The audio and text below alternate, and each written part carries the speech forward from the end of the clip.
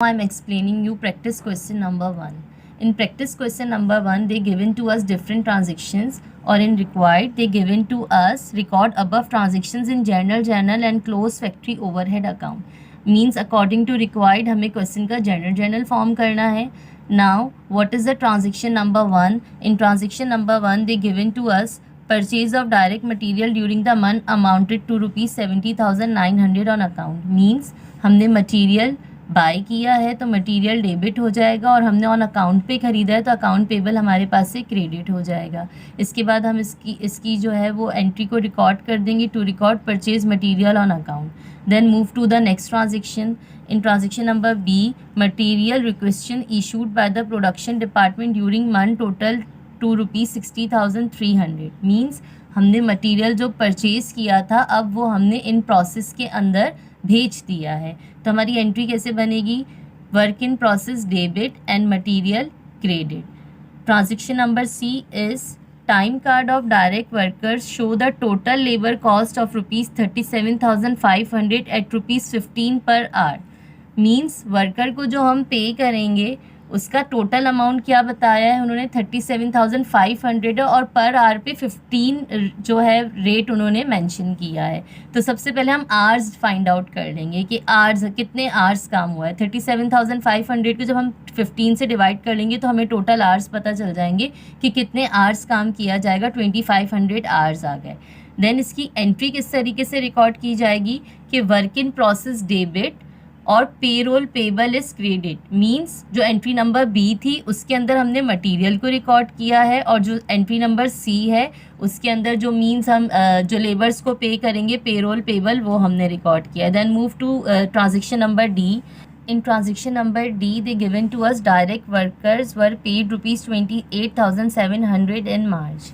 Means हमने जिन worker से मार्च में काम किया था हमने उन्हें कैश पे किया है. तो एंट्री किस तरीके से रिकॉर्ड की जाएगी? पेरोल पेबल डेबिट और cash is credit. Now move to transaction number E. Transaction number E is actual overhead cost for the month amounted to rupees 40,300. Means FOH का एक्चुअल अमाउंट कितना जो है वो आया है 40,300. तो हम इसको किस तरीके से रिकॉर्ड करेंगे? FOH इज डेबिट और cash is credit. Then move to transaction number F. In transaction number F, they given to us overhead is applied to jobs at the rate of rupees 18 per direct labor hour. अब यहाँ पर जो हमने entry number C के अंदर जो hours निकाले थे यहाँ पर उसका बहुत इंपॉर्टेंट काम है कि पहले वो 15 रुपीज़ के हिसाब से पे कर रहे थे, लेकिन अब उन्होंने क्या रेट जो है वो हमें गिवन किया है 18 पर आवर. तो हमारे आवर्स तो उतने ही रहेंगे, लेकिन अब हम उसको किससे मल्टीप्लाई कर देंगे? 18 से. तो हमें वर्क इन प्रोसेस का अमाउंट पता चल जाएगा 45,000 जो है वो वर्क इन प्रोसेस का अमाउंट है. और एंट्री किस तरीके से रिकॉर्ड की जाएगी? वर्क इन प्रोसेस डेबिट और FOH अप्लाइड जो हमने अप्लाई किया है वो क्रेडिट हो जाएगा. Then move to transaction number G. Jobs with total accumulated cost of rupees 1,26,800 were completed during the month.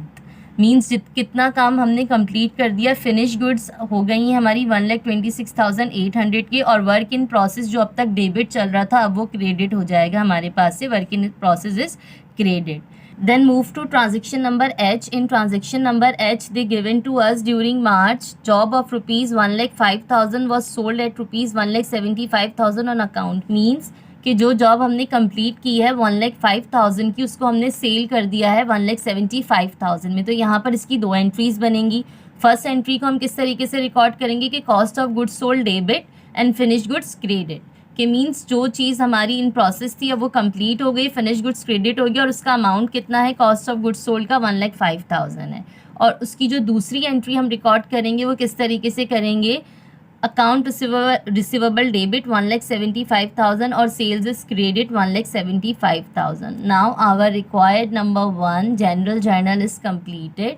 हमने सारी एंट्रीज़ को कवर कर लिया. आई होप आपको सारी एंट्रीज समझ में अच्छी तरीके से आ गई.